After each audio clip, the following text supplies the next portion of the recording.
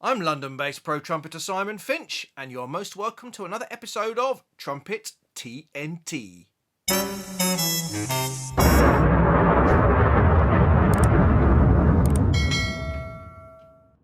This is a hard drive, a busted hard drive.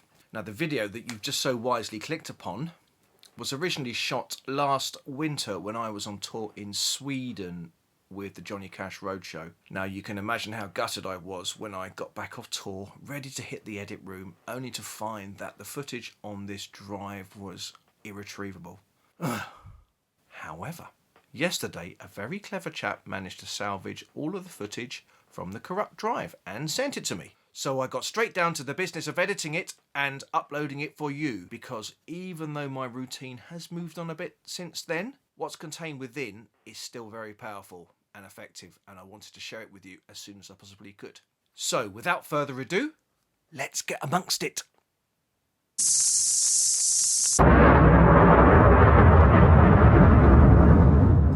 Here's a question for you. How do we become better trumpet players? Now, that may seem like a bit of a dumb question, but is it a question that you've ever truly asked yourself? Well, without a doubt, the most effective and efficient way to become a well-rounded and highly skilled trumpeter is by having a daily routine. Now, when I say effective and efficient, I'm not talking about hacks or shortcuts because, spoiler alert, there are no hacks or shortcuts. Sorry. Also, I'm not talking about overly long and tiring practice sessions, because they don't necessarily lead to faster improvement either. And what I'm talking about is a targeted and focused approach to practicing the fundamental areas that we all need to address to become highly skilled trumpeters. Now, the key is to practice with intention and focus upon what I call the building blocks, such as your tone, your articulation, your finger dexterity, flexibility, and let me think. So by having a daily routine that covers all of these areas and more, you will achieve your full potential faster. Hello, welcome to Trumpet TNT on tour.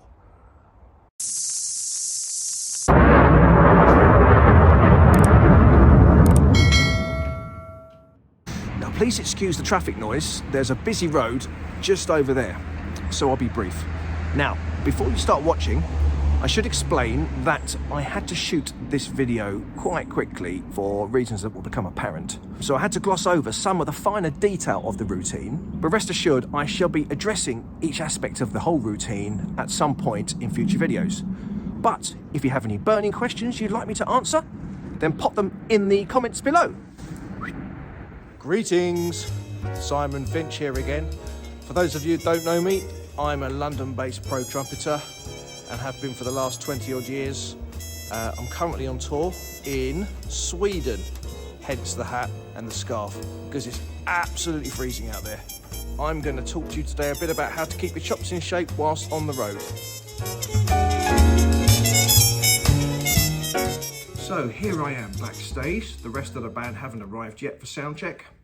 So this gives me a few moments to show you the routine that I've been doing every day on this tour to help not only keep my chops in shape, but actually improve day on day. I'm about halfway through this 2-week tour of Sweden, and the benefits have been very clear to me, and surely they will help your playing too. Now, the reasons that I've had to devise a routine like this are, one, I'm sharing a hotel room. Not every venue that we play at has a dressing room for each of us. So I have to be mindful of my fellow bandmates, because basically it's a trumpet, isn't it? And it's a bit noisy. So this is the short routine that I've devised that has really helped me, and I'm sure will help you too. There will be a PDF there is a PDF of this routine available. Just click the link in the description below and let's get down to it. So this is me starting from scratch. These are the first notes I've played today. Now, I'm using my iPad, which is just out of shot down here, with a piano app on it to help me with the pitching. So what I do is I play from G, middle G, up to high G, then gliss down to pedal C. So here we go.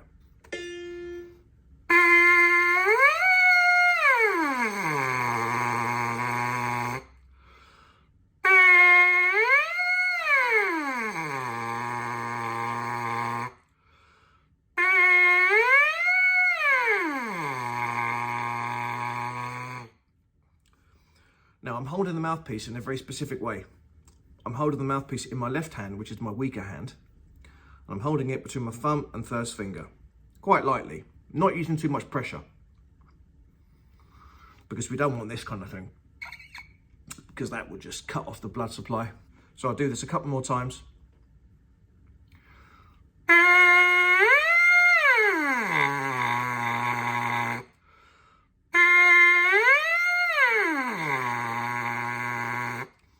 And as you can hear, the tone is becoming fuller, there's less air in the sound, and it's becoming a bit more consistent.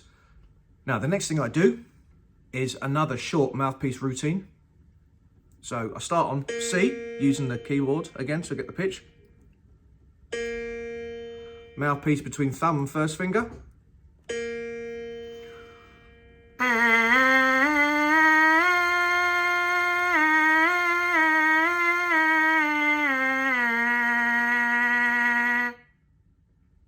And then I move up each step of the C major scale.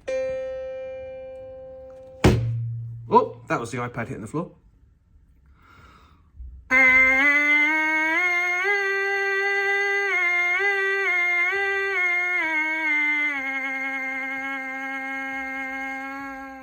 One, two, E.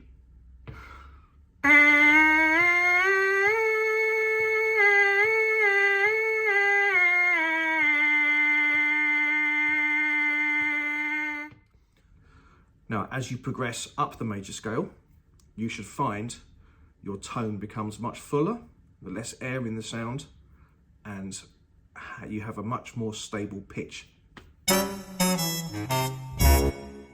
So the next thing that I do is leadpipe buzzing. I've removed the tuning slide, as you can see. Looking to buzz around about an F pitch-wise. Don't force it if it's not exactly in tune.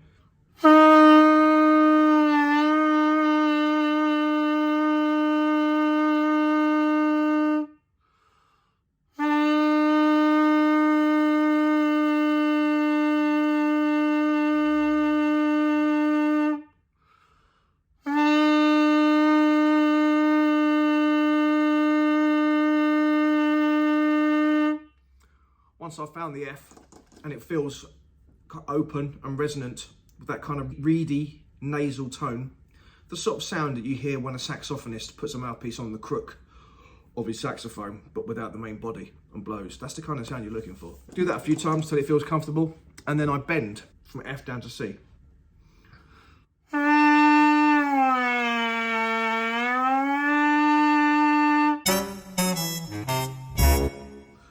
So the next part is an extended version of the Caruso 6 notes exercise. Now, I adhere to the basic principles of the Caruso exercise, which are tap your foot on the quarter notes or crotchets at about 60 BPM, subdivide in your head, keep your mouthpiece on your lips the entire exercise, breathing through your nose. But what I do is I go from middle G to C, down an octave to C, up to middle G, down to bottom G, up to middle C. Okay, so a quick burst of the metronome to make sure I'm about 60 BPM.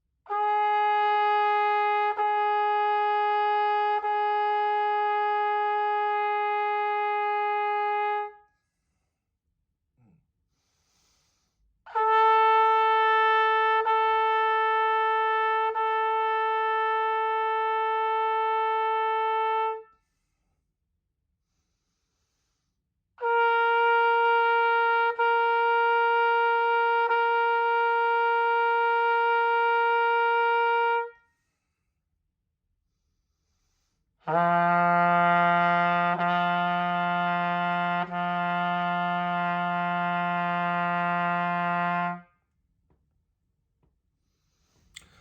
on and so on, back up to middle C.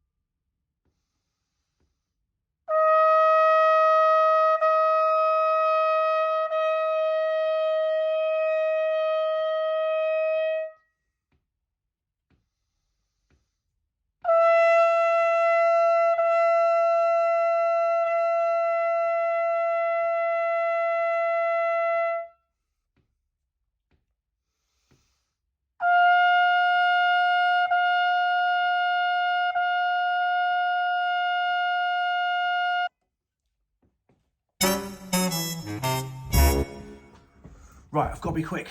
Bandmates are here, they want the dressing room. The next thing I do is the Clarke number 1, but I do it as an expanding exercise. So I'll start on F sharp, then I go down to F, I go up to G, down to E, up to G sharp, down to E flat. You get the idea. So I start with a pause or fermata on the first note. Visualize the air moving through the horn. I do this exercise at about 160 because I use it more as a flow exercise rather than a finger drill. It's about just creating the smoothest line as possible.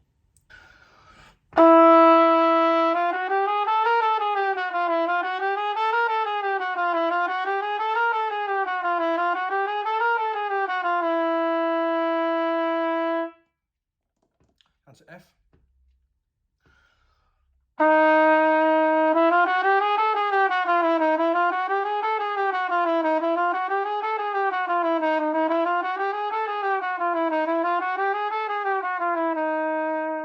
Whoops, that's okay, we're in the practice room. Up to G.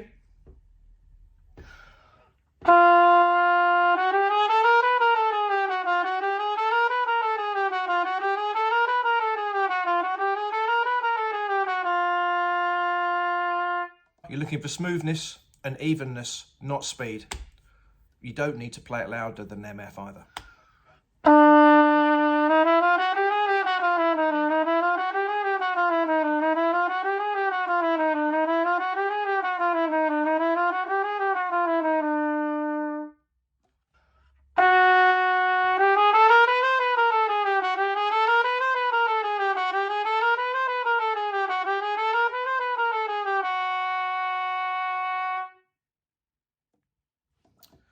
Keep moving through the chromatic scale, expanding as you go, till you get to bottom F sharp.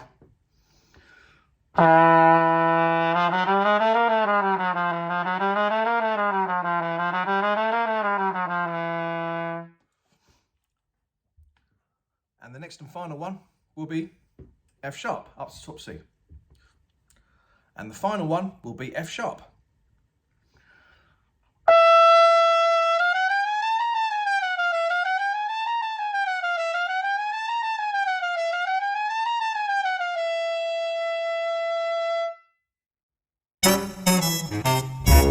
Right, I've got to be quick.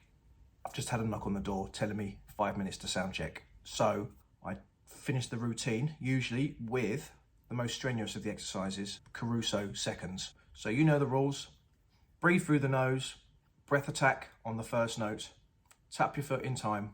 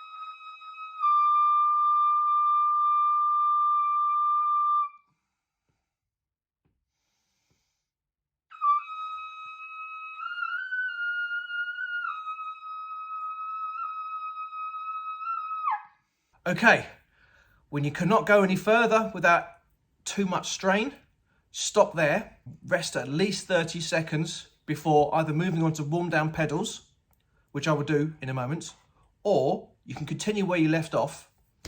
Now, the thing I forgot to mention was the higher you go, the quieter you play.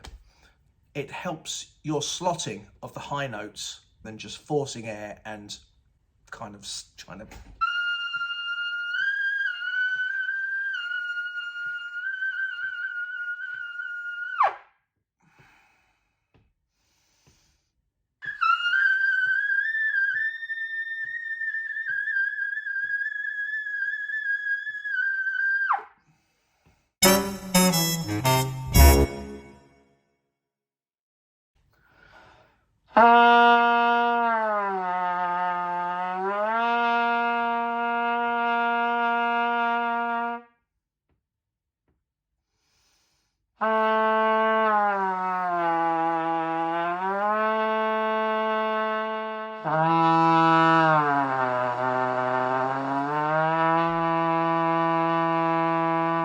To conclude, we do a 2-octave C to C chromatic scale.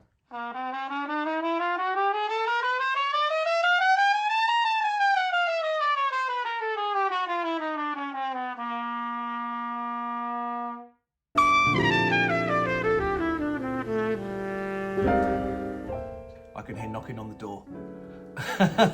Sound check time.